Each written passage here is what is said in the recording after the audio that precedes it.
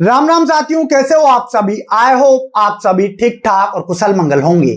साथियों, अगर आप भी एग्रीकल्चर सुपरवाइजर एग्जाम या जेट एग्जाम की तैयारी कर रहे हो तो आज का वीडियो आप लोगों के लिए मोस्ट इंपोर्टेंट होने वाला है। आज के वीडियो में हम बात करने वाले हैं पशुपालन का लेटेस्ट डेटा, जिसके अंदर हम बात करेंगे दुग्ध उत्पादन का डेटा, मांस उत्पादन का डेटा, अंडा उत्पादन का डेटा और ऊन उत्पादन का डेटा।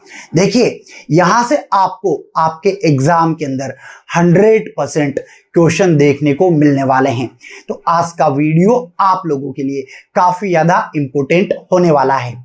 चलिए साथियों, आज का वीडियो स्टार्ट करते हैं। शुरू करने से पहले जो लोग चैनल पर नए हैं, चैनल को सब्सक्राइब जरूर करें, पास में जो बेल आइकन है उस पर क्लिक करें ताकि आने वाले सभी वीडियोस के नोटिफिकेशन आपको टाइम टू टाइम मिलते रहे। और हाँ, एक नोटबुक लेकर जरूर बैठे, क्योंकि ये डेटा ऐसा नहीं है कि आपने देखा और याद हो गया, आपको नोट भी करना है। मेरे साथ में आओ, एक एक करके हम डेटा देखेंगे।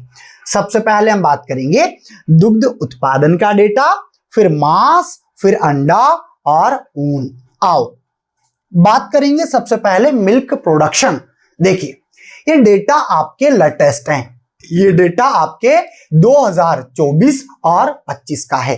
भारत में 2024 और 25 में जो कुल दुग्ध उत्पादन हुआ है, ये आपके 247.87 मिलियन टन रहा है। ये डेटा आपको याद रखना है, बहुत ज्यादा इंपॉर्टेंट है। फिर अगला क्वेश्चन आपके बनता है कि पिछले वर्ष की तुलना में दुग्ध उत्पादन में वृद्धि हुई है या कमी हुई है। अगर वृद्धि हुई है तो कितनी हुई है और कमी हुई है तो कितनी हुई है। तो वृद्धि हुई है, वृद्धि कितनी परसेंटेज? आपका राइट आंसर होगा 3.58%।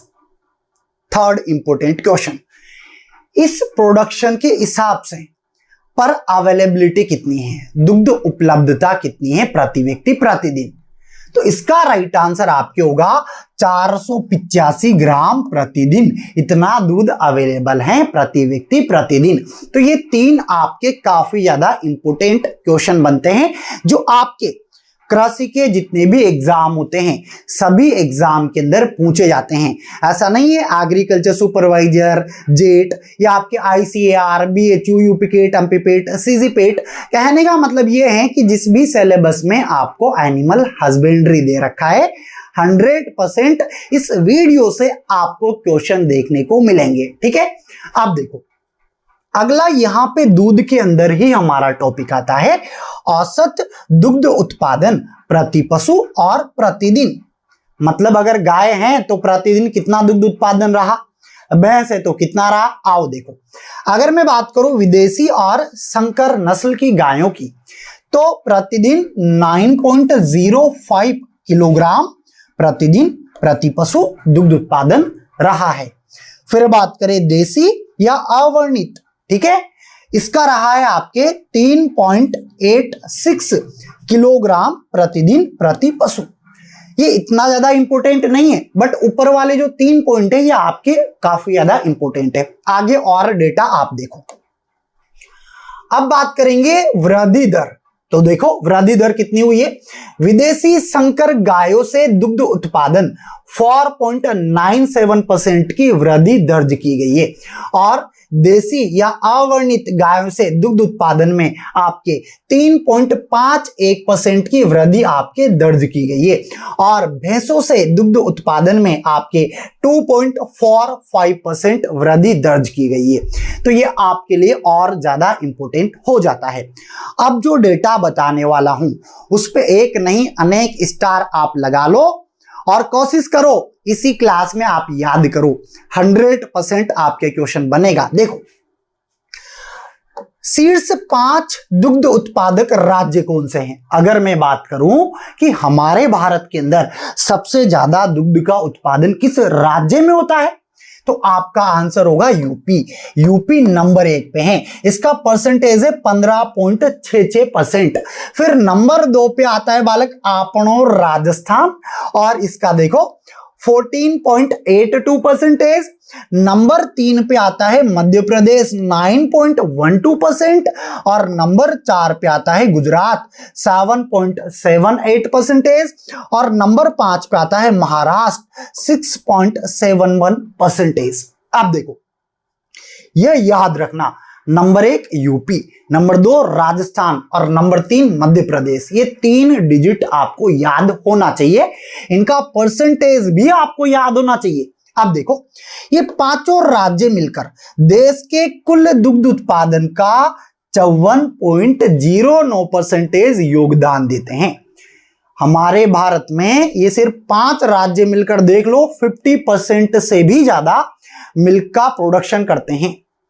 फिर आगे देखो, अगर हम बात करें वर्ल्ड लेवल पे क्या स्थिति है, तो भारत दुनिया में दुग्ध उत्पादन में प्रथम स्थान पर है। कई बार क्वेश्चन आया हुआ है, पूरी दुनिया में सबसे ज्यादा दुग्ध का उत्पादन अपनो देश भारत के अंदर होता है, तो आपका आंसर होगा वर्ल्ड में इंडिया और देश में यूपी। ठीक है, आगे बढ़ेंगे, बात करेंगे और भी डेटा के बारे में। तो देखो, ये ग्राफ आप देखो, ठीक है। अब इस ग्राफ के अंदर क्या है, ये 2018-19 से लेकर 2024-25 का डेटा है। अब इसमें क्या क्या बता रखा है, तो एक तो मिल्क प्रोडक्शन और ये आपका मिलियन टन में है, और पर कैपिटा अवेलेबिलिटी जो आपके ग्राम पर डे में है। आपने देखा होगा एग्जामिनर कभी कभार ये बोलता है कि बताओ 2022 और 23 में दुग्ध की उपलब्धता कितनी थी या उत्पादन कितना था। अगर हमें याद ही नहीं है, पढ़ा ही नहीं है, तो कहां से बताएंगे। तो देखो 2018-19 में आपके 187.74 मिलियन टन आपका क्या था, बोलो, दुग्ध का उत्पादन, और इस समय अवेलेबिलिटी 390 दूध की उपलब्धता। तो इसी तरीके से देखना है, फिर आपके 2019-20 में 198.43 मिलियन टन और अवेलेबिलिटी 406 ग्राम प्रतिदिन। फिर आपके 2020 और 21 में 209.95 मिलियन टन, अवेलेबिलिटी 427। फिर ऐसे आपके 2021-22 में 222 मिलियन टन और अवेलेबिलिटी आपके 446 ग्राम प्रतिदिन। ऐसे आपके 2022 और 23 में 230.58 मिलियन टन दुग्ध उत्पादन और अवेलेबिलिटी आपके 459 ग्राम प्रतिदिन। फिर आपके 2023 और 24 का डेटा आप देखो, 239.30 मिलियन टन और दुग्ध की उपलब्धता 471 ग्राम, और अभी तो और बढ़ गया, मतलब कंटिन्यू बढ़ता जा रहा है। ठीक है, यहां पर आप देखो कि कितना हुआ है 2024-25 में, जो मैंने आपको स्टार्टिंग में बताया 247.87 मिलियन टन और दूध की उपलब्धता 485 ग्राम प्रतिदिन। तो ये ग्राफ आप लोगों के लिए और भी ज्यादा इंपॉर्टेंट हो जाता है। आगे बढ़ेंगे, बात करेंगे और भी डेटा के बारे में। तो देखो, अब ये जो ग्राफ है ये आपको क्या बताता है, ये आपको species wise milk contribution in 2024 और 25 में बताता है कि कौन से पशु का कितना % योगदान रहा। तो आओ देखो, इस ग्राफ के अंदर ये जो रेड वाला एरिया आप देख पा रहे हो, कौन सा, ये रेड वाला एरिया जो आप देख पा रहे हो, एक तो ये वाला एरिया सबसे बड़ा दिख रहा है और इससे भी बड़ा ये वाला एरिया आपको दिख रहा है ब्लू वाला। ये देखो, ये क्या है, इसको समझो, ये है आपके इंडिजिनस बफेलो, है ना, जो आपके भारतीय भैंसे हैं। क्या है, जो आपके भारतीय भैंस है, बुबेलिस की मैं बात कर रहा हूं। इसका योगदान 31.18% रहा है। ठीक है, कितना रहा है, 31.18%। इसके बाद ये तो नंबर 1 है। फिर नंबर 2 पे आपके क्रॉस ब्रीड केटल, है ना, जो गाय हैं, इसका रहा है 30.80%। अब इसके बाद और चलो, इसके बाद आपके आता है यहाँ पे, है ना, जो नॉन डिस्क्रिप्ट बफेलो हैं, ये आपके 11.97%। और इधर फिर आपके ये आता है जो आपके भारतीय गाय हैं, ये आपके 11.20%। इसके बाद आपके क्या आता है, अरे देखो इधर, ये यहाँ पे केटल नॉन डिस्क्रिप्ट 9.64%। फिर इसके बाद आपके एक्सोटिक केटल जो विदेशी गाय हैं 1.89%। और फिर आता है गोट, बकरियां 3.32%। तो ये ग्राफ आई होप आप लोगों को समझ में आया होगा। ठीक है, ये इधर देखो, ये कलर के हिसाब से आप लोग देख सकते हो। ठीक है, आगे बढ़ेंगे और बात करेंगे और भी डेटा के बारे में। अब पर्टिकुलर एनिमल के अकॉर्डिंग देखते हैं। गाय, बॉस इंडिकस, बॉस टॉरस, ये तो याद है ना सभी को, जूलॉजिकल नेम। तो देखो, संकर गायों का योगदान 30.80%, ये मैंने आपको भी ग्राफ में बताया। फिर ऐसे जो देसी गाय हैं इसका 11.20% योगदान रहा है, और जो अवर्णित गाय है इसका 9.64% योगदान रहा है, और जो विदेशी गाय है इसका 1.89% योगदान रहा है। कुल मिलाकर गायों का योगदान, अगर मैं टोटल गायों की बात करूं तो आपके ये 53.53% टोटल मिल्क प्रोडक्शन में सिर्फ और सिर्फ केटल का है, जो कि बफेलो से भी ज्यादा है। बफेलो का तो ओनली 43.15% ही है, तो गायों का ज्यादा है, भैंसों का कम है। अब बफेलो का देखो, जो आपके देसी भैंस है इसका 31.18, और आपके नॉन डिस्क्रिप्ट बफेलो अवर्णित इसका 11.97%, और कुल मिलाकर 43.15% योगदान रहा है। आई होप ये डेटा आप लोग समझ पा रहे हो। अगर आपका पूरा फोकस इस क्लास में है, इस बोर्ड में है, और वीडियो को आप बिना स्किप किए देख रहे हो, गारंटी देता हूं एक एक वर्ड अच्छे से समझ में आएगा, आपकी खोपड़ी में उतर जाएगा, और आपका क्वेश्चन पक्का है आएगा ही आएगा। तो यार स्किप करके ना देखे, जिसको जल्दी है, जिसको पनवेल निकलना है, वो पहले पनवेल चला जाए, उसके बाद में वीडियो देखे। ठीक है, तो वीडियो पूरा देखे, और अगर अब तक का डेटा समझ में आया तो यार देरी किस बात की, भाई लाइक करो, शेयर करो, कमेंट में जय जवान जय किसान तो बनता है ना यार। हमारे किसान के लिए जय जवान जय किसान कमेंट में लिखना ही लिखना है। ठीक है, चलो आगे बढ़ेंगे, बात करेंगे गोट। केपरा हिरकस जूलॉजिकल नाम, गोट 3.32% योगदान बेचारी हमारी बकरी का रहा है। ठीक है, आगे देखो, फिर कुछ जो अभी हमने पढ़ा ना उसका निष्कर्ष आपको बता रहा हूं यहां पे, है ना। सबसे अधिक दुग्ध उत्पादन देसी भैंस 31.18%, पर्टिकुलर अगर आप एक एनिमल देखोगे, और इसके बाद संकर गाय 30.80%। गायों का कुल योगदान भैंसों से थोड़ा अधिक है, 53.53 बताया था मैंने आपको। बकरी का योगदान बहुत कम है, 3.32%, और विदेशी गायों का योगदान सबसे कम 1.89%। ये उसकी समरी है। आई होप आप लोगों को काफी अच्छे से ये डेटा समझ में आया होगा। आओ आगे बढ़ेंगे और यहां बात करेंगे state wise share of milk production during 2024 और 25 में। तो ये तो मैंने पहले ही बता दिया था आपको, बोला था ना यूपी नंबर 1 पे योगदान 15.66%, फिर नंबर 2 पे आपनो राजस्थान और 14.82% योगदान, फिर ऐसे मध्य प्रदेश जो नंबर 3 पे आता है, नंबर 4 गुजरात, नंबर 5 महाराष्ट्र। ये टॉप 5 स्टेट। इसके अलावा आप और देख सकते हो पंजाब, आंध्र प्रदेश, कर्नाटका, बिहार, हरियाणा, तमिलनाडु, वेस्ट बंगाल, तेलंगाना, झारखंड, जम्मू एंड कश्मीर। सारा डेटा आपके सामने है, तो देखो, याद करो, पढ़ो, कैसे भी करो, याद करो, क्वेश्चन आएगा। ठीक है, आगे देखो, अगला state wise per capita availability of milk of the year 2024 में। अगर स्टेट वाइज अवेलेबिलिटी हम देखें तो देखो ना यार, रोका किसने। क्वेश्चन आता है कि सर्वाधिक सबसे ज्यादा अवेलेबिलिटी किस राज्य की है, क्या ऐसा क्वेश्चन नहीं देखा आपने? बिल्कुल आता है। तो सबसे ज्यादा अवेलेबिलिटी पंजाब की है, भले ही यूपी में ज्यादा मिल्क प्रोडक्शन होता हो। कितनी है? अरे एक व्यक्ति 1318 ग्राम दूध पिए तब भी खत्म नहीं होगा। और नंबर 2 पे आता है आपनो राजस्थान 1229 ग्राम प्रतिदिन प्रति व्यक्ति।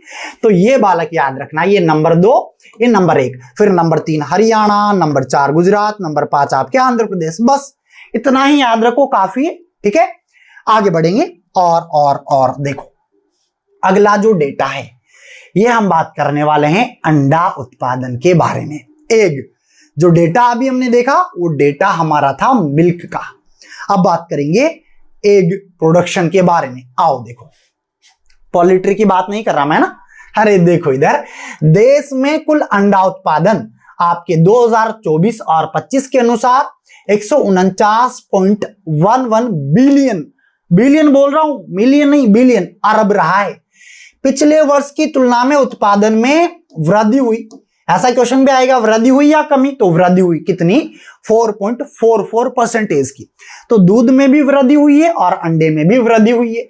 प्रति व्यक्ति अंडा उपलब्धता 106 अंडे, भाई साहब आप प्रतिदिन खाओ तब भी आपके अंडे सफिशिएंट है। तो अंडों की पर डे अवेलेबिलिटी प्रति व्यक्ति 106 अंडे प्रति वर्ष है, प्रतिदिन नहीं, सॉरी प्रति वर्ष है ना, मैंने अभी आई थिंक प्रतिदिन बोल दिया तो बाय मिस्टेक। तो याद रखना 106 अंडे एक व्यक्ति प्रति वर्ष खा सकता है। फिर आगे देखो, टॉप 5 अंडा उत्पादक राज्य कौन से? पहले नंबर पे आंध्र प्रदेश 18.37% योगदान। नंबर 2 तमिलनाडु 15.63% योगदान। नंबर 3 तेलंगाना 12.98%। नंबर 4 पश्चिम बंगाल 10.72 और नंबर 5 कर्नाटक 6.67%। ये सभी राज्य मिलकर कुल उत्पादन का 64.37% योगदान देते हैं। तो भाई साहब ये डेटा भी आप लोगों के लिए काफी ज्यादा इंपोर्टेंट हो जाता है। आगे देखो, अंडा उत्पादन का प्रकार देखिए, प्रोडक्शन ऑफ टाइप जो है वो कैसे हैं आपके, भाई कमर्शियल हैं या बैकयार्ड पोल्ट्री है, मतलब घरेलू मुर्गी हम पालते हैं, और एक होता है कि कमर्शियल आप व्यवसाय कर रहे हो। तो व्यवसायिक तौर पे अगर हम देखें तो 125.98 बिलियन अंडे, ठीक है, जो आपके टोटल 84.49% है। फिर जो घरेलू हैं, घर में जो मुर्गियां पाली जाती है, उसका 23.13 बिलियन अंडे हैं, और ये आपके 15.51% है। दोनों को जोड़ दो आपके 100% आ जाएगा, ठीक है। फिर आगे देखो, अगर हम वर्ल्ड लेवल पे बात करें तो भारत विश्व में अंडा उत्पादन में दूसरे स्थान पर है, दुग्ध उत्पादन में प्रथम पे और अंडा उत्पादन में दूसरे पे। तो ये डेटा भाई याद कर ले, याद कमेंट में कमेंट कर दे, मैं बोल रहा हूं याद हो जाएगा, ठीक है। आगे देखो, all India egg production and per capita availability, जैसे मैंने दूध का बताया वैसे ही पिछले 5 सालों का देखेंगे। बात करें 2018-19 में तो 79, ठीक है, और ये आपके जो है ये आपके किसके अंदर है, बिलियन के अंदर, बिलियन है ना, इतने बिलियन, और अवेलेबिलिटी 103 अंडे। फिर ऐसे ये देखो 2019, 20, 21, 22, 22, 23, 24, मैं 24-25 का बताता हूं। अभी आपके जो एक तरीके से, हाँ ये नीचे वाली जो है ना, सॉरी ये नीचे वाला आपके पीला ये पर कैपिटा अवेलेबिलिटी है, तो 106 अंडे आपको अवेलेबल है प्रति वर्ष, ऐसे यहां पे 79 है। और जो आपके एक तरीके से प्रोडक्शन है ये 149.11 अरब है। भाई अभी मैंने पहले नंबर, ये कलर आप देख लेना इसके हिसाब से हैं। तो ये वाला ऑरेंज कलर आपके पर कैपिटा अवेलेबिलिटी और ऊपर वाला आपके प्रोडक्शन का है। आई होप ये भी आपका क्लियर हो गया होगा। आगे देखो बालक, आगे percentage share of egg production top 15 state during 2024 और 25 में। अब हम देखेंगे कि अपना राजस्थान का नंबर कहां पे आता है। भैया आप सोच रहे होंगे ना कि यार राजस्थान का नहीं बताया सर ने, देखो इधर पहले नंबर पे तो आंध्र प्रदेश है, फिर 18.37% ये बता दिया मैंने पहले, दूसरे नंबर पे तमिलनाडु, तीसरे पे तेलंगाना। अब 3 के बाद 4, 5, 6, 7, 8, 9, 10, 11, 12, भाई साहब 12 नंबर पे आता है अपना राजस्थान। कितना परसेंट है, 2.17%। और राजस्थान में भी आता है अजमेर। याद रखोगे, पक्का, श्योर। आगे बढ़ा जाए, चलो आगे चलते हैं और बात करेंगे state wise per capita availability of egg during 2024-25।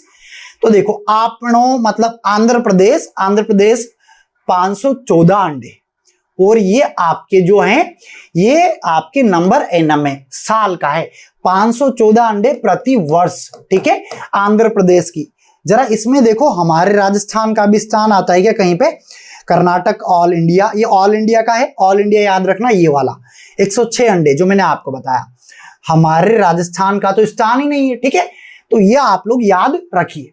आगे बढ़े, नंबर 2 तेलंगाना, नंबर 3 तमिलनाडु, 4 हरियाणा, आंध्र प्रदेश, है ना, नहीं ये अंडमान निकोबार आइसलैंड है आपके, और ये पंजाब है, West Bengal, Karnataka, all India, आपके ये लक्षद्वीप, ये त्रिपुरा, उड़ीसा, है ना, इस तरीके से है, तो याद रखना।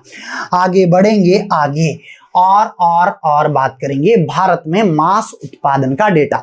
देखिए अभी मैंने आपको दूध और अंडों का डेटा तो बता दिया, अब हम बात करेंगे मीट के बारे में, ठीक है। वैसे सबका मीट याद है ना, किसके मीट को क्या बोलते हैं, 100% बोल रहा हूं, क्वेश्चन आएगा, ठीक है, कमेंट करके बताना। वैसे चिंता मत करो, मैं अभी बता दूंगा आपको 2 मिनट में। इधर देखो, भारत में मांस उत्पादन 2024 और 25 के अनुसार कुल देश में मांस उत्पादन 10.50 मिलियन टन, ये मिलियन टन में है। तो वृद्धि हुई है, कमी हुई है भाई, वृद्धि हुई है 2.46% की। पोल्ट्री का योगदान मांस उत्पादन में, भाई मांस तो देखो सबका खाया जाता है ना, पोल्ट्री, आपके बकरी, सुअर, है ना, सबका मांस खाते हैं, भैंस, गाय, सबके मांस को। तो देखो पोल्ट्री की बात करें तो पोल्ट्री से मांस उत्पादन 5.18 मिलियन टन, कुल उत्पादन का लगभग 50% योगदान। तो सबसे ज्यादा अगर क्वेश्चन आया कि सबसे ज्यादा क्या खाया जाता है, तो मुर्गी खाई जाती है। ऐसा कहा जाता है कि पूरे वर्ल्ड में अगर सबसे ज्यादा कोई पक्षी मारा जाता है ना, तो मुर्गी है, इसको खाया जाता है, देख लो इतना। फिर पोल्ट्री मांस उत्पादन में 3.10% की वृद्धि हुई है। शीर्ष 5 मांस उत्पादक राज्य, पहले नंबर पे आता है Paschim Bangal 12.46%, number 2 UP, number 3 Maharashtra, 4 Andhra Pradesh और 5 तेलंगाना। ये राज्य मिलकर कुल उत्पादन का 57.55% योगदान देते हैं। वर्ल्ड की स्थिति की बात करें तो देखो मैंने बात किस किस की दूध की दुग्ध उत्पादन में तो नंबर 1, फिर इसके बाद मैंने बात की अंडा उत्पादन में नंबर 2, और अब हम बात कर रहे हैं मांस, और मांस में बोलो क्या, नंबर 4 पे आता है अपना देश भारत। चलो आगे बढ़ते हैं यहाँ, और ये आपके फूड एग्रीकल्चर ऑर्गेनाइजेशन के अनुसार डेटा मैं आपको बता रहा हूं, सारा ऑफिशियल डेटा है, आंख बंद करके ट्रस्ट करें, है ना, ठीक है। देखो अब ऑल इंडिया मीट प्रोडक्शन और पर कैपिटा अवेलेबिलिटी, अगर आप मांस खाना चाहते हो तो कितना अवेलेबल है जरा देख लो इधर। तो ये ऑरेंज वाला तो पर कैपिटा अवेलेबिलिटी है, ऊपर वाला प्रोडक्शन है जो मिलियन टन में है। 2018 और 19 में आपके 8.11 मिलियन टन प्रोडक्शन रहा और 6.15, ठीक है, किलोग्राम मांस पूरे वर्ष का है, प्रति वर्ष अवेलेबल है। ऐसा नहीं है एक ही दिन में भाई खत्म कर दो खा के, ऐसा कुछ नहीं है, ठीक है। अब देखते हैं 2024-25 का। 2024-25 में 10.50 मिलियन टन मांस उपलब्ध हैं और एक व्यक्ति के लिए एक वर्ष में 7.50 किलोग्राम प्रति वर्ष मांस अवेलेबल है। तो भाई साहब इससे ज्यादा मत खाना, ठीक है, इतना ही है एवरेज। आगे बढ़ेंगे, ये तो बात हो गई मीट की। आगे देखो और स्पीसीज वाइज मीट कंट्रीब्यूशन, भाई मांस तो सबका है अलग अलग, तो देखेंगे सबसे ज्यादा किसका है। ये जो देख रहे हो ना ये ग्रीन, ये आपके किसका है, पोल्ट्री, सबसे ज्यादा मुर्गियों का मांस खाया जाता है। अच्छा मुर्गी के मांस को क्या बोलते हैं मैं यहीं पे लिख देता हूं ताकि याद रहे। चिकन खाया जाता है सबसे ज्यादा 49.27%। इसके बाद सबसे बड़ा देखो भाई ये रहा, फिर इसके बाद खाया जाता है बफेलो का मांस 18.42%। बफेलो के मांस को बोलते हैं बालक बफन, क्या बोलते हैं, बफन, याद रहेगा। इसके बाद आता है आपके ये वाला, ये किसका है, गोट, है ना, कैप्रा हिरकस 15.6%। और आपके बकरी का मांस क्या कहलाता है, चेवन। कई सारे बच्चे कंफ्यूज होते हैं और इसमें मटन कर देते हैं, वो गलत है, मटन सिप का होता है। तो इसके बाद आ रहे हैं ना हम सिप के ऊपर, ये देखो भेड़ का मांस खाते हैं और भेड़ के मांस को बोलते हैं मटन, याद हो गया। फिर इसके बाद आता है हमारे पास पिग, सुअर, सस स्क्रोपा, आप लोगों का फेवरेट, ठीक है। तो सुअर का मांस 3.65%। और बोलो क्या बोलते हैं, पॉर्क, इसके मीट को पॉर्क कहा जाता है। इसके बाद आता है गाय का मांस भी खाया जाता है और ये 2.3% योगदान है केटल का, और इसके मांस को बीफ, और इसका जो बछड़ा होता है बछड़े के मांस को व्हील। तो बाल को देखो, एक तो मैंने यहीं पे बता दिया, हो सकता है मिलान वाला क्वेश्चन आपके आ जाए, तो कर बला हो बला, ठीक है। चलो आगे बढ़ेंगे, ये बात हो गई मीट की। अब state wise share of meat production during 2024 और 25 के अनुसार, तो देखो सबसे number 1 West Bengal 45। Number 2 UP, Maharashtra, Andhra Pradesh, Telangana, Tamil Nadu, Haryana, Kerala, Karnataka, Bihar, Punjab, Orissa और राजस्थान। तो राजस्थान की रैंक कौन सी है? गिनो। 1 2 3 4 5 6 7 8 9 10। मेरे साथ गिनो। 11 12 13। 13 नंबर पे आता है भाई साहब राजस्थान मीट प्रोडक्शन में। और इसका योगदान टोटल कितना है? 2.28%। आई होप ये डेटा आप लोग समझ पा रहे हो। ये बहुत अच्छे तरीके से डेटा आपको सीक्वेंस में प्रोवाइड करवाया जा रहा है। तो यार लाइक शेयर बनता है, शेयर करना ही करना है, नहीं तो आपको आपकी उसकी कसम है, याद है ना। अब देख लो, ठीक है। तो लाइक शेयर कमेंट रुकने नहीं चाहिए आप लोगों के। आगे बढ़ेंगे, फिर बात करेंगे ऊन उत्पादन की। अभी हमने तीनों देखा, हमने देखा दूध, अंडा, मांस। अब बचा कौन? ऊल, है ना, ऊन। देश में कुल ऊन उत्पादन 34.57 मिलियन किलोग्राम, ठीक है, 2024-25 के अनुसार। अच्छा, इसमें वृद्धि हुई, कमी? वृद्धि कितनी? 2.63% की वृद्धि हुई, जो इस क्षेत्र में सकारात्मक रुझान को दर्शाती है। और टॉप 5 राज्य, नंबर 1 पे आपनो राजस्थान, सबसे ज्यादा ऊन का उत्पादन राजस्थान में 47.85% योगदान है। फिर आता है जम्मू और कश्मीर 22.88% के साथ। नंबर 3 गुजरात, 4 महाराष्ट्र, हिमाचल प्रदेश। ये पांचों राज्य मिलकर पूरे देश का 85.98% इतना एरिया कवर करते हैं। देख लो, काफी ज्यादा है। तो नंबर 1 आपनो राजस्थान। और राजस्थान को यार एक क्वेश्चन देखो देखो देखो 12th की बुक में भी लिखा हुआ है, राजस्थान को क्या कहा जाता है? भेड़ों का घर, है ना, house of ship, Ovis Eris इसका जूलॉजिकल नाम। अरे ये तो याद कर लो, सभी एनिमल के याद होना चाहिए ना ये तो आपको, ठीक है। आगे देख बालक, आगे देख, इधर मुख्य बिंदु, राजस्थान ऊन उत्पादन में सबसे आगे, लगभग आधा उत्पादन अकेला राजस्थान करता है। जम्मू कश्मीर दूसरे स्थान पर है, ऊन उद्योग में महत्वपूर्ण भूमिका है। ऊन उत्पादन मुख्यतः भेड़ पालन पर आधारित है, पूरा का पूरा भेड़ शिप से आता है। उत्पादन में वृद्धि दर्शाती है कि पशुपालन क्षेत्र में विकास हुआ है, ठीक है। बालक देख, species wise share of wool production कि किस किस से कितना कितना परसेंटेज। ये ईव है ना। अब आप ये तो नहीं कहोगे कि सर ईव क्या होता है? अरे मादा भेड़ को ईव बोलते हैं। तो इसका 72% योगदान रहा। और जो नर भेड़ होता है उसको रेम है ना, ये देखो इधर 14%। फिर ये लैम्ब है ना, भेड़ का बच्चा लैम्ब है ना, लैम्ब बोलते हैं ना, मेमना। तो ये इस तरीके से 14%। तो ये स्पीसीज वाइज भी मैंने आपको बता दिया। आगे देखो, state wise share of wool production during 2024 और 25। तो भाई इधर देख लो, नंबर 1 राजस्थान है, परसेंटेज है 47, आधा हिस्सा कवर किया। नंबर 2 जम्मू कश्मीर, नंबर 3 गुजरात, फिर ऐसे ये देखो पंजाब। आई होप आप लोगों को ये पूरा डेटा अच्छे से समझ में आया होगा। चलो, अब जैसा कि मैं बता रहा था आपको एक बड़े काम की बात, अगर आप कृषि पर्यवेक्षक जेट आईसीआर की तैयारी कर रहे हो तो जो बताने वाला हूं ना आपके एग्जाम के लिए बहुत ज्यादा इंपॉर्टेंट है। बट उससे पहले जिन्होंने अब तक वीडियो को लाइक शेयर कमेंट नहीं किया है वो कर दो भाई, ठीक है। देखो इधर आपको गाय माता गोमती, खेड़ो गणेश, भैंस रांड भूतनी पाड़ो पतेल, ठीक है। गाय और भेड़, भैंस, ठीक है, बकरी और आपके सुअर, ठीक है, और आपके ऊंट, ठीक है, और मुर्गी। ये जो एनिमल है ना, इन सबके जूलॉजिकल नेम याद करके जाना, परिवार याद करके जाना, ठीक है, और क्रोमोसोम नंबर याद करके जाना, ठीक है।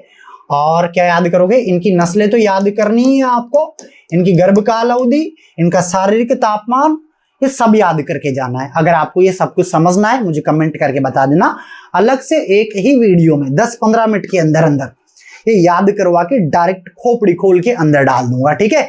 बट ये कब होगा? जब आप लोगों के कमेंट आएंगे। तो साथियों, इस वीडियो को यहीं पे समाप्त करते हैं। उम्मीद करता हूं जो भी बताया है आप लोगों के दिलों और दिमाग में उतर गया होगा। अगर वीडियो अच्छा लगा हो तो लाइक करें, शेयर करें, कमेंट करें। मुलाकात करेंगे अगली क्लास में। तब तक आप सभी को मेरा राम राम, नमस्कार, जय जवान जय किसान, जय हिंद, बाय बाय।